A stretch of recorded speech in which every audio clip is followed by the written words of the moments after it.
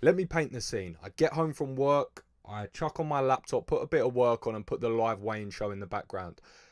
Justin Gage is one of the first men to weigh in.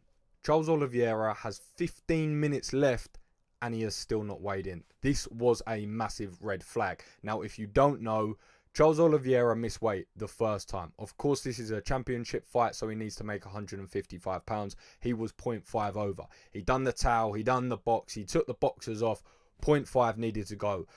Not great, but not the end of the world. The commission gives you another hour of which you can go away, do what you need to do, come back and try and make the weight again.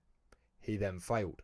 So my first question was thinking, what did he do in that hour, first and foremost? Because I know when your body's depleted, I know when you've been in that sauna for hours and you've sweated out everything you can, that 0.5 is very difficult to shift.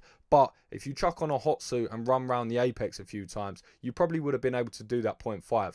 So first and foremost, I want to know what happened in that hour. Secondly, I want to know what happened in his preparation for this camp. And third of all, there is no excuse for missing weight, especially for Charles Oliveira. Now, I heard a journalist in the press conference mention about his muscle mass and how it's increased. Now, he wasn't making the point of a weight cutting issue, but I thought at the time there was no real need for Charles to necessarily put on more muscle. Now, of course, as your body matures, of course, as your strength and conditioning improves, that likely will be a result of that. But it seemed like more than that. And I thought there's never really been a gaping hole in Charles's game where he's needed to have done that. So that was my first question. And then I thought about what Justin Gaethje's been saying this entire time throughout his camp. We can see through his training videos and we see through his path to gold that he's got on his YouTube how focused on conditioning this camp has been. He's met a new nutritionist. He had never had a proper nutritionist up until 26 weeks ago, which is crazy. You see where he got to in his career and he was doing it all himself. And he goes on record and says he had no idea. So now his nutrition's on point. His weight is on point. He's been training at altitude. So his conditioning, we know, is going to be the top tier. And now this is a problem. I originally had Charles Oliveira to win this fight, but now I'm double thinking, because what do we know of Charles? We know him to have struggled to make weight in the past. I know that's at featherweight, but similar principle. We saw the effect that had on his body. Now, I'm not here to paint the narrative of him being a quitter, him being that. If you watch my breakdown, I actually go to say that that weight cutting process is what makes you quit. It's your body quitting, not necessarily your mind. So are we going to see that again? Now, Justin Gaethje's sitting backstage. He weighed in, like I said, one of the first people to do it. He's rehydrated and he's 165 pounds before Charles Oliveira has even made weight.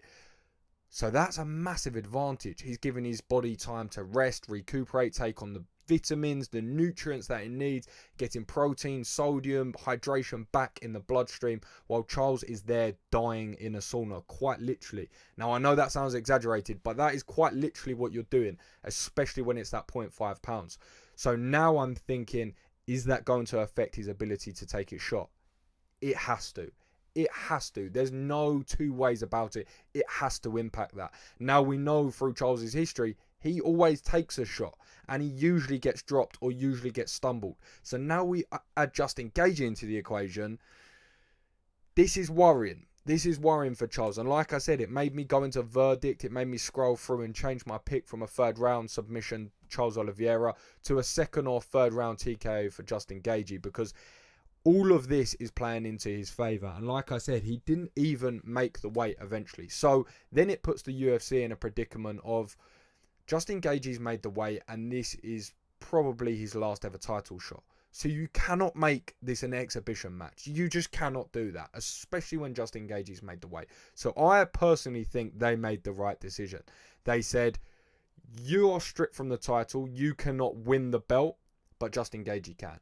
Whether I think he should have been stripped or not is up for debate. I don't know where I stand on that, but I definitely agree with the point that Justin Gaethje can go on to win the belt, because he's done everything he needed to do. He's taken care of his obligations and he's come ready to fight and made the championship weight. So yeah, this throws a massive spanner into the works. Now, I could be completely wrong. Charles Oliveira could come out, look fresher as a daisy, and go out and strangle Justin Gaethje. Yes. But this was a little bit more. And this is very particular circumstances because we've never seen this in the UFC before. Never.